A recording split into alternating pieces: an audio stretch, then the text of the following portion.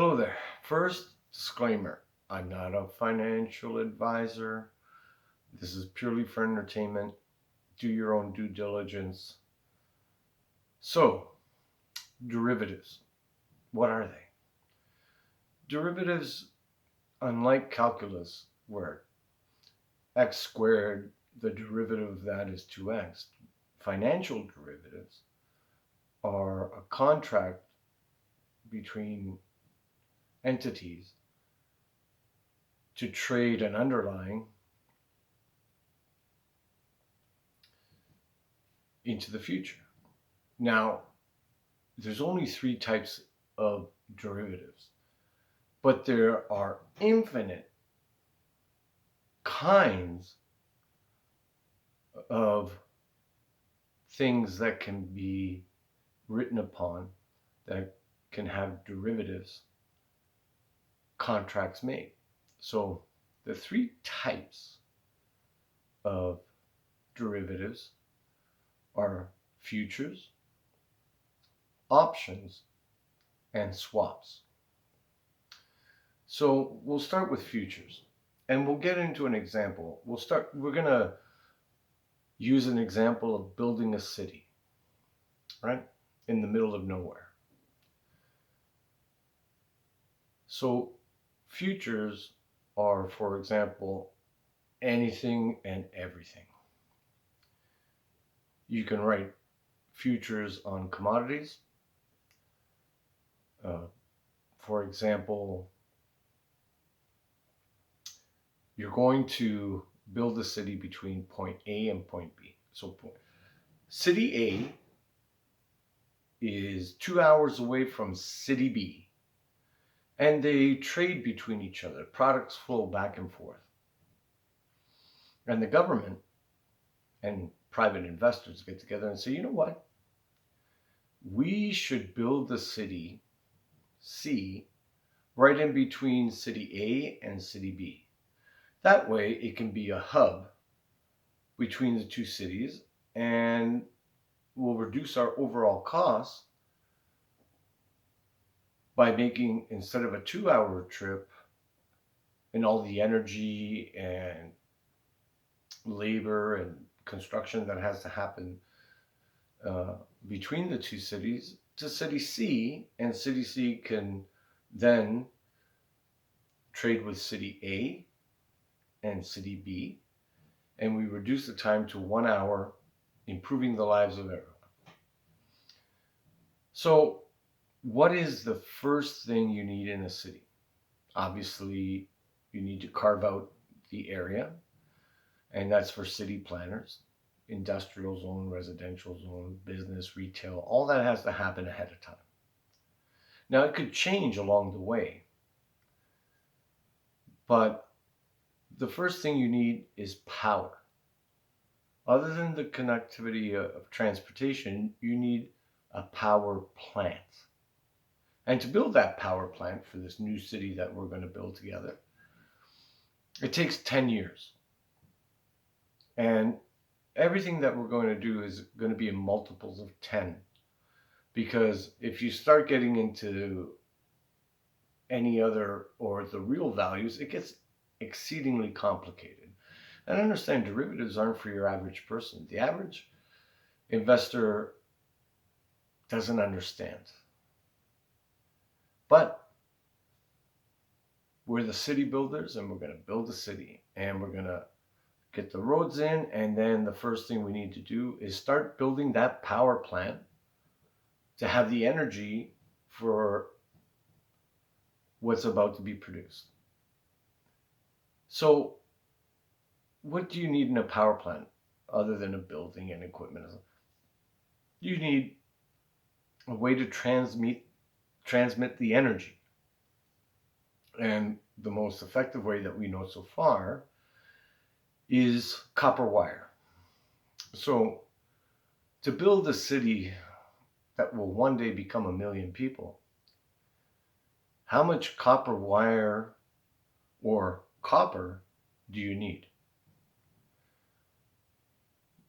Thousands and thousands upon tons of copper wire.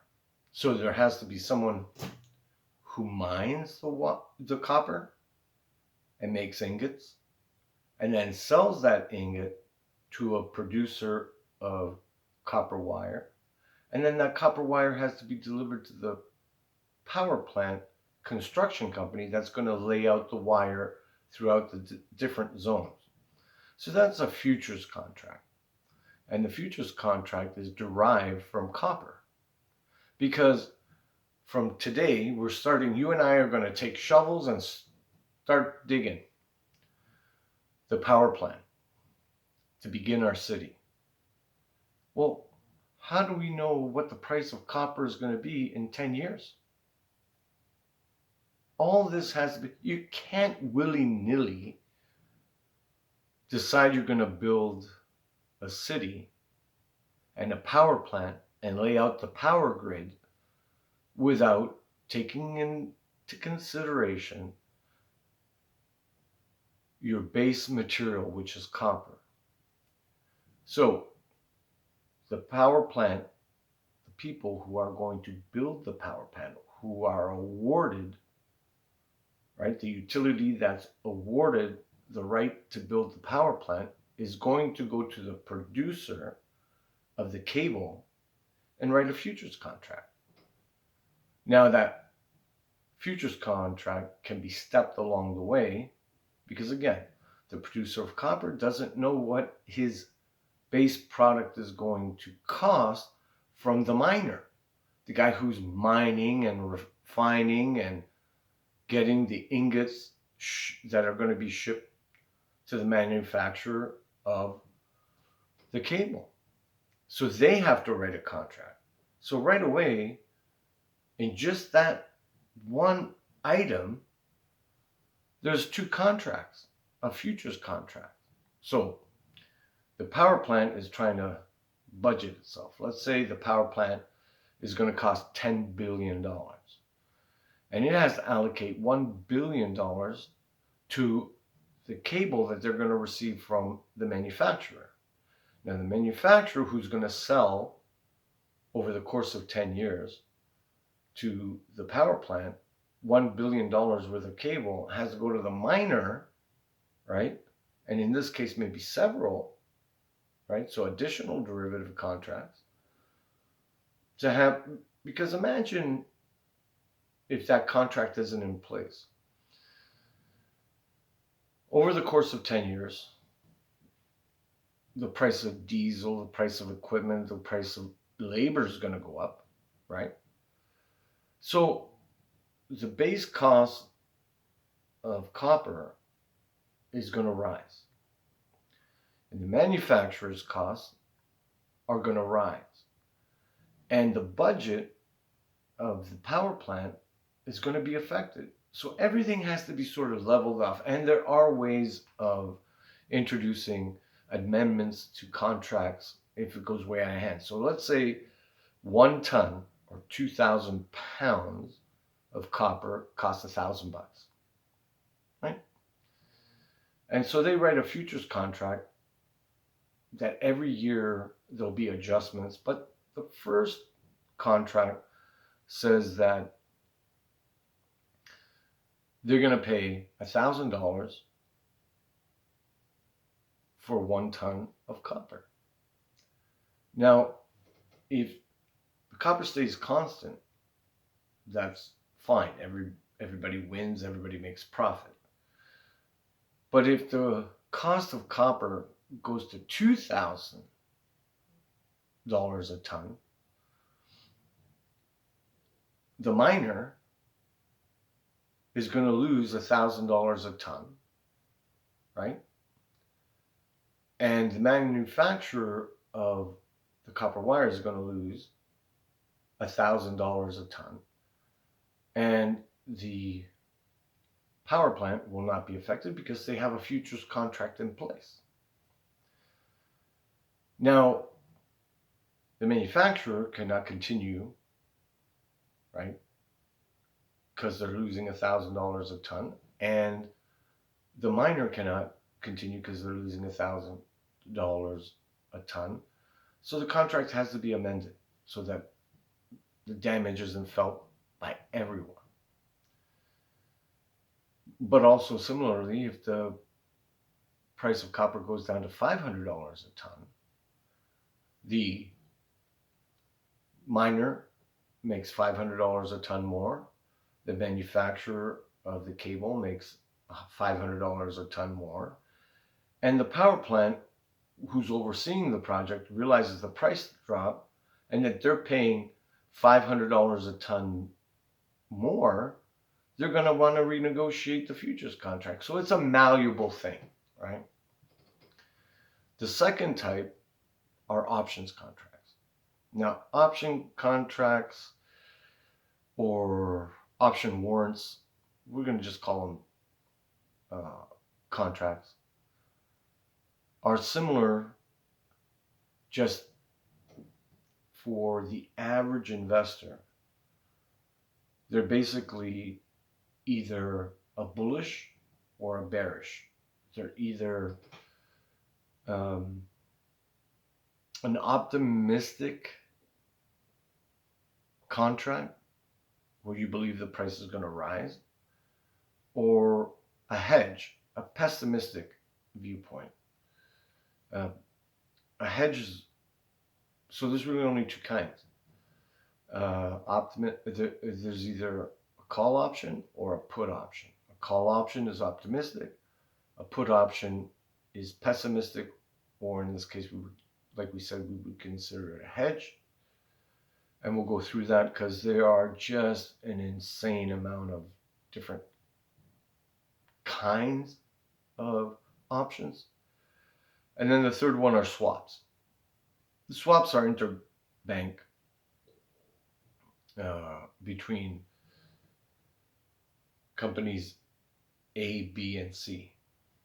In most cases, A and B, but so swaps, I would say 99.99% of the time, you don't have to worry about them because you, as an average investor, will never get involved in them. It's a huge amount of money that you need to be involved with to make that happen. So, for example, to meet the demand of the power plant, the manufacturer of the cable has to go to the miner and say, you need to produce more. Well, that miner has to go to Bank A, right? Bank A, they tell them that, okay, you want to borrow $50 million to improve your mine to produce the products for the manufacturer that you're supplying, then you can either have two kinds of loans, a fixed rate loan or a variable. And usually the variable is based on LIBOR, and it's usually LIBOR plus 1. The manufacturer, who has to buy more equipment to produce more cable for the demands of the power plant, goes to Bank B and says, I need to borrow $50 million. I got to buy more equipment. I got to hear the contracts, go through the whole same thing. And Bank B says, okay, then you need either a fixed rate or variable rate mortgage or loan. And it'll be either 8% or LIBOR plus 1.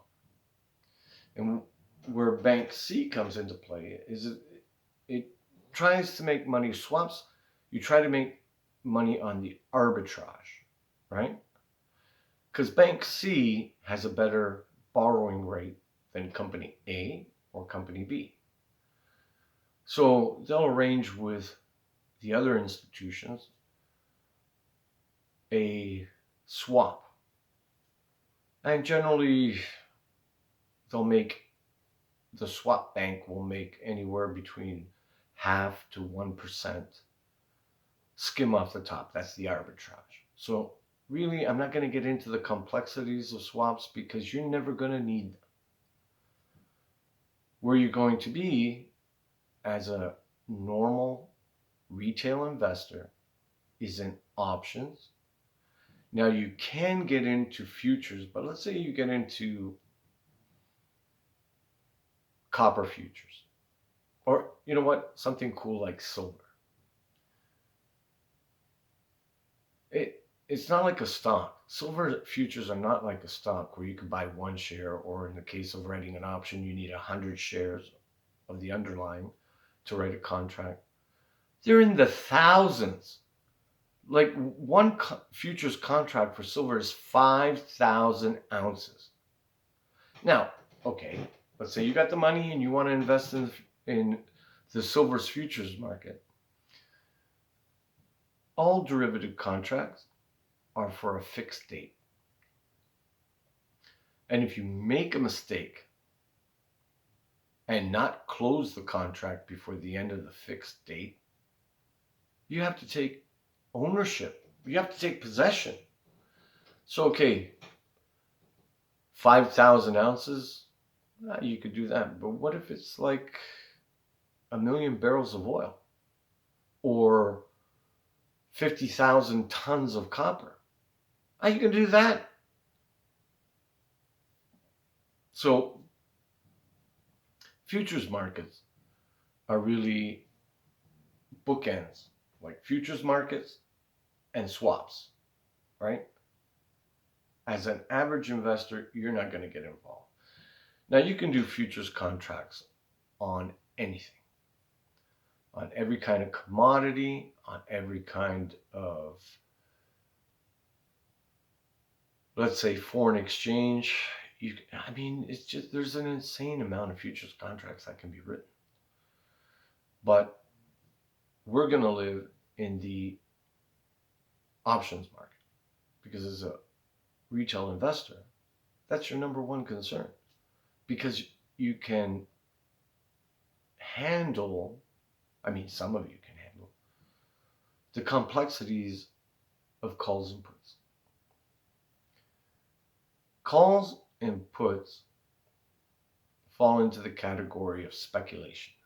So does futures. Swaps, not so much. But really speculative. And you're looking at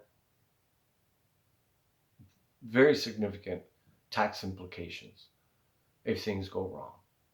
And in some cases, total bankruptcy. Let's look at company A, the mining company.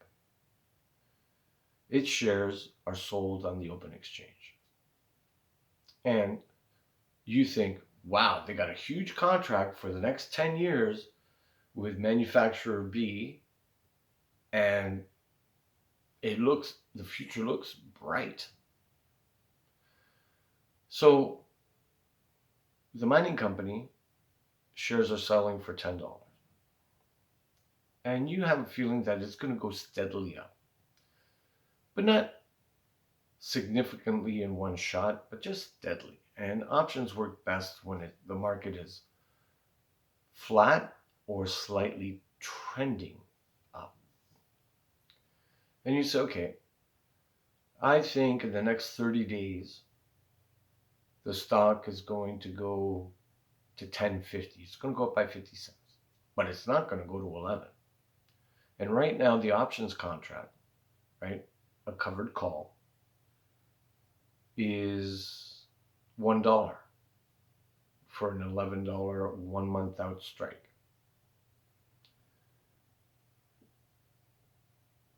And the stock goes up $10.50. You collect your $1 on 100 shares, which is one contract. So you make $100. And your shares went up by 50 cents. The buyer is out. His contract expired worthless. Because why would he give you $11 for each one of your shares when he can buy it in the open market for $10.50? Right?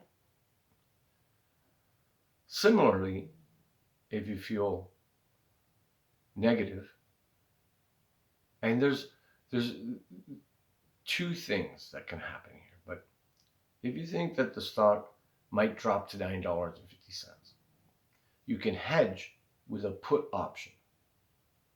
A put option is like insurance. It costs a little bit more, right? So you say, okay, I'm going to buy a $9 put option in case the stock falls further than 9.50. And 1 month later, your shares have dropped to $8. But because you bought a put insurance, you can put those shares to someone at $9. And okay, you lose $1, but you saved $1 because you got your shares sold at 9 instead of the market price, which is 8. Conversely, puts can also be used in a positive way. For example, if I like that mining company, but I don't like the price, I don't think it's worth $10, I think it's worth $9. I can sell a put at $9 and collect $1. So my break even is $8. So see how that works, right? So it's $10 now, and I buy a put option for a month out, and it pays me $1 at $9, right? That will get put to me, and I gain $1, so my break even is $8. So for example, if a month goes by and the stock drops from $10 to $8.50, that stock gets put to me at $8.50, even though the strike price I had was 9, but I had received $1 per share in selling that put option. So my break even being $8, I made 50 cents. So it can be used in a positive way.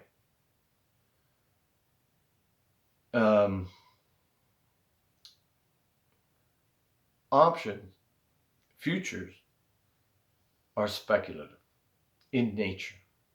One side is thinking positively, and the other side is thinking negatively.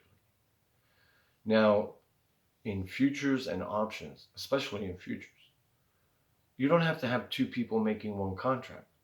You can have an enormous amount of people involved in futures contracts because contracts can be written willy-nilly. They can be divided into so many different ways. It's ridiculous. The amount of future contracts that can be derived from one contract is almost infinite. Option contracts, both calls and puts, or covered warrants, are similarly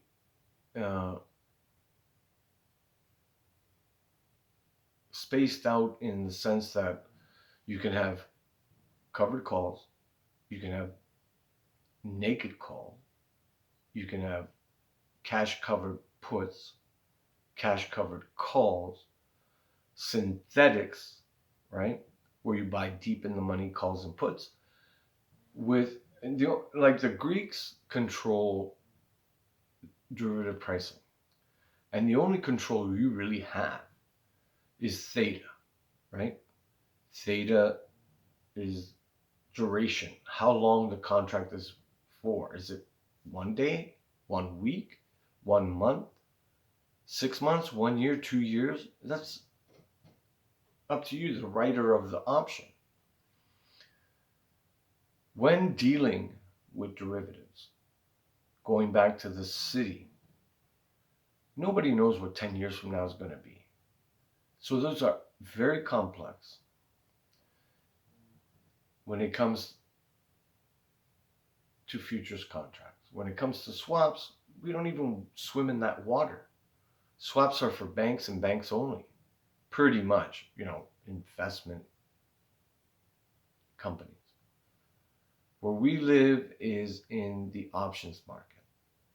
And there are countless options. I talked about synthetics, but there are covered calls, there are callers, there are butterflies, broken wing, iron condors. There are just an almost infinite amount of ways people can come up with whatever they think of way, because for every seller, there's a buyer.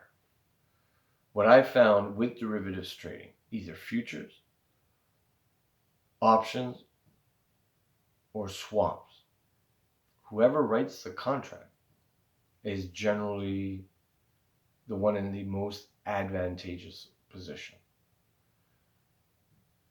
Derivative contract prices moves around with volatility, vega, right?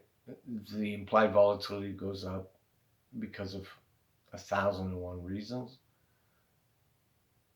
Option contracts, derivatives become more expensive. So timing is important. What you're investing is important. And the knowledge you have, that you've researched, the theories that you've developed, also play a big role in what you do. But derivatives market, they're not for the faint of heart. You really got to know what you're doing. So we're building a city. It's going to take 10 years. Take your time. There's no rush. Learn about it, because it can be a tremendous source of wealth, but it can be an utter disaster. It could be like an asteroid heading towards the Earth. I know. However, that's the way. If you want to swim in shark-infested waters, because remember, you're dealing with some incredibly smart people. I'm just a pensioner. I don't know jack about jack. Just hoping to enlighten and entertain. If you liked what you heard, please, I think I'm supposed to say like, share, and subscribe. But it's up to you. Help me out. I would appreciate it. And hopefully you learned something. Have a great day.